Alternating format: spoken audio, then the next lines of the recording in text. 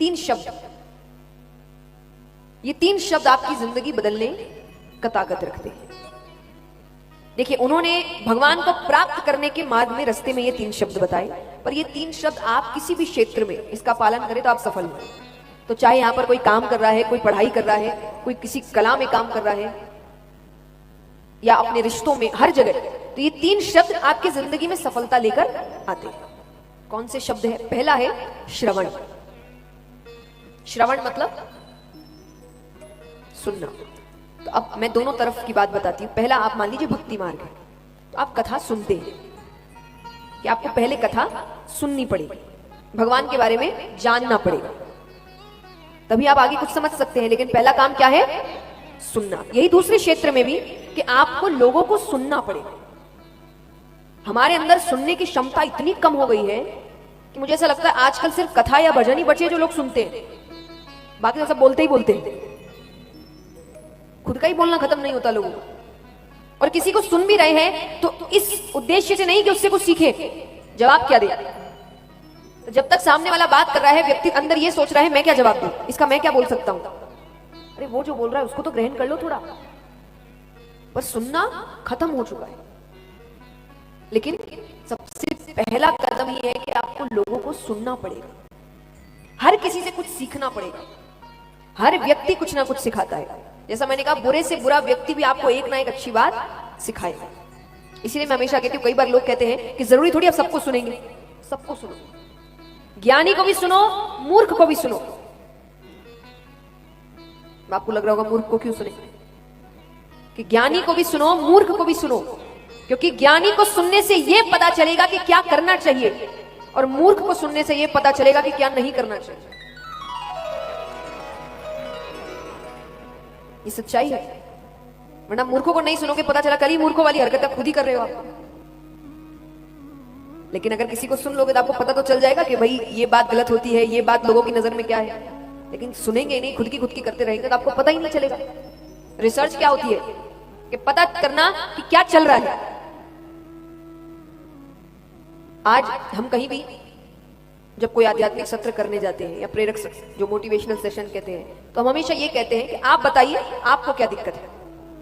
क्यों? क्योंकि हो सकता है अगर मैं अपनी मनमानी से जाकर कुछ बोलने जा रही हूं और आपको वो सुनना ही नहीं है, वो दिक्कत आपकी जिंदगी में है ही नहीं, तो वो मान लो वही घंटा तो व्यर्थ ही जाएगा कि वो दिक्कत आपको है ही नहीं। आप बाहर निकल ये कहेंगे ये तो मुझे पता था, ये प्रॉब्लम तो मेरी जिंदगी में है ही नहीं, मुझे तो कुछ और के बारे में जानना था। तो बोलने से पहले ये जानो कि लोग सुनना क्या चाहते हैं।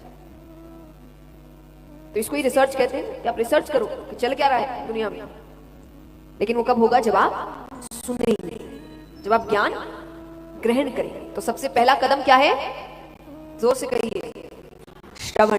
दूसरा है चिंतन। अब आप कथा सुन रहे हैं, आपको होमवर्क क्यों दिया जाता है? कि आप घर जाके चिंतन करें।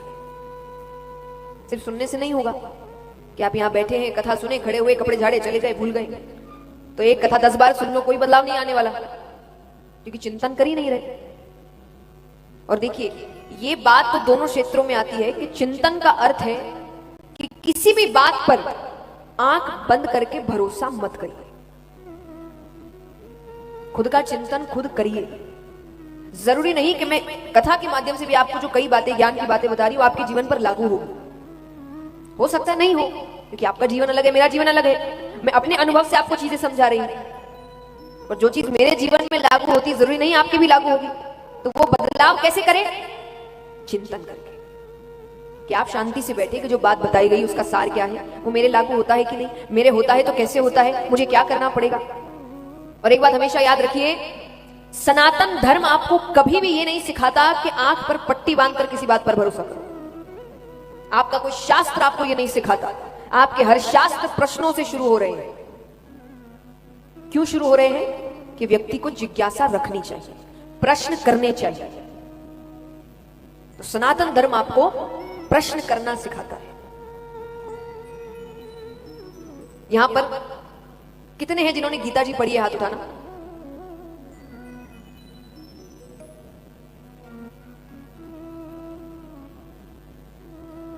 गिन के जितने मुझे हाथ दिख रहे हैं, 10 से ज्यादा हाथ नहीं उठे। हाँ हाँ, मैंने सबके हाथ देख लिए। अब विचार करिए कितने लोग बैठे होंगे इस पूरे पंडाल में। ये अच्छी बात है। आपको पता है आप अकेले हैं जो अपने शास्त्र नहीं पढ़ते, बाकी सब अपने शास्त्र पढ़ते हैं। मदिरापान करना, गलत संग करना, जुआ खेलना, वो सब करता।